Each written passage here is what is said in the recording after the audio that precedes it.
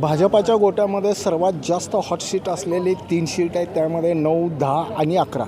त्या 11पैकीच एक उमेदवार, इच्छुक उमेदवार आपल्यासोबत आहेत, युवराज सरवदे. भाजपाच्या गोट्यामध्ये खूप मोठी म्हणजे घमासान चालली आहे नेत्यामध्ये.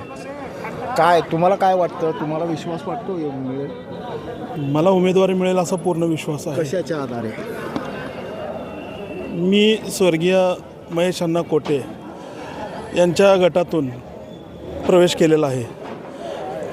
तरी प्रवेश करतेल्या वेळेस प्रथमेशदादा कोटे यांना काही वरिष्ठांना शब्द दिले असतील, काय त्यांच्या मार्गदर्शनातून मी प्रवेश केलेला आहे. तर महेश अण्णा कोटे यांचा गट आजपर्यंत तिथं 30 वर्ष झालं भाजप नव्हती. तिथं फक्त कोटे पॅटर्न हाच चालत होता.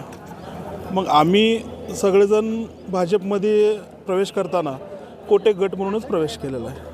वरिष्ठांनी तसा काय आदेश किंवा तसा शब्द? मला वैयक्तिक म्हणून शब्द कोणीच नाही दिलेला.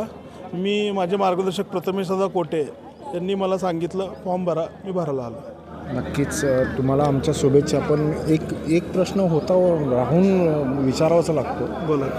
जर का उमेदवारी पक्षाकडूनची जर का नाही मिळाली त्याची युवराज सरवदेची भूमिका काय असेल?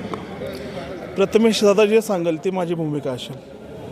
म्हणजे प्रथमेश सांगेल त्या पद्धतीने, म्हणजे उद्या जर का अपक्ष करा किंवा बंडखोरी करा म्हटलं त्यांनी अपक्ष म्हणतील, बंडखोरी तर म्हणणार नाही. अपक्ष म्हणतील, काय म्हणतील ते म्हणतील, शांत बसा म्हणतील, तर प्रथमेशदादा जसे म्हणतील तसं ठरेल.